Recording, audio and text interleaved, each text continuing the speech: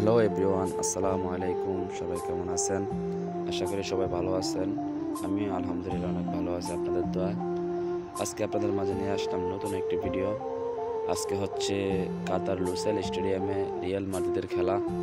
So Real মাদ্রিদের খেলা সেটা তো আসলে না দেখলে নাই হবে। তাও আবার আমি এখন কাতারে থাকি। সেজন্য আজকে চলে আসলাম লুসাইল স্টেডিয়ামে কাতারে খেলা দেখার জন্য।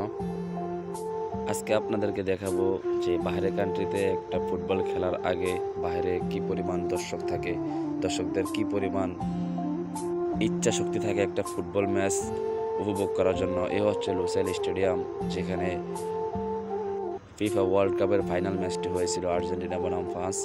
এখানেই আজকে খেলা রিয়াল মাদ্রিদের শো। রিয়াল মাদ্রিদে হচ্ছে আপনার কারা কারা খেলে। আমার প্রিয় টিম তো ব্রাজিল, আপনারা সবাই জানেন। সো রিয়াল মাদ্রিদেও আমাদের প্রিয় টিমের কিছু প্লেয়ার থাকে, যেমন রিয়াল মাদ্রিদে থাকে ভিনিসিয়াস জুনিয়র, রদ্রিগো, আরও অনেকেই আছে। ফ্রান্সের এমবাপ্পে থাকে, তারপর হচ্ছে লুকাকু মাদ্রিদ আছে।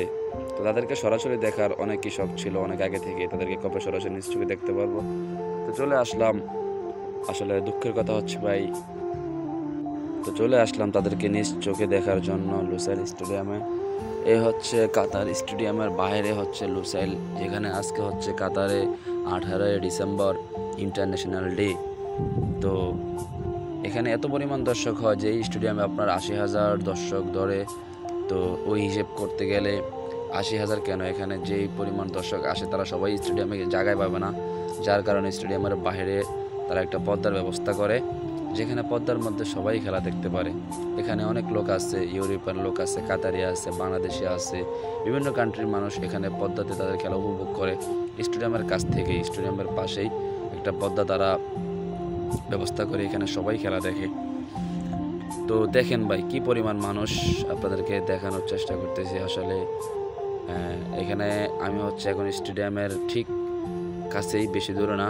তো এখানে এখানে যা দেখতে পারতেছেন, এখানে কিছু মানুষ আসছে খেলা দেখার জন্য, কিছু মানুষ আসছে হচ্ছে আপনার ইন্টারন্যাশনাল ডে এটা উপভোগ করার জন্য আসছে।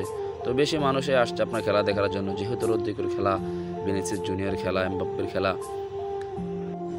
এদিকে আমি আবার আমার একটা ভিডিও শ্যুট নিয়ে নিলাম, কারণ আপনারা আবার পরে বলবেন যে অন্য ভিডিও কপি করছি, কপি করে ওখানে ভয়েস বসাইছি। সো পাস আটার কোনো সুযোগ নেই, মিথ্যা কথা বলে লাভ নেই।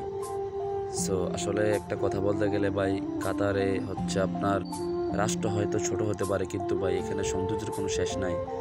কাতার হচ্ছে মিডল ইস্টের ভিতরে ছোট একটা রাষ্ট্র, যেটাকে আপনার হচ্ছে ইউরোপের সাথে তুলনা করা হয়। কারণ কাতার যারা আছে তারাই একমাত্র বলতে পারবে যে কাতার সৌন্দর্য কী পরিমাণ আছে।